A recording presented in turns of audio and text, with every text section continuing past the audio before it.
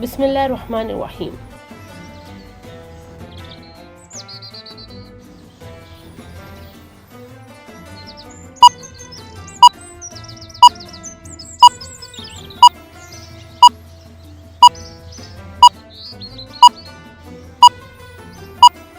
ماہ رمضان المبارک کے 8ویں دن کی دعا۔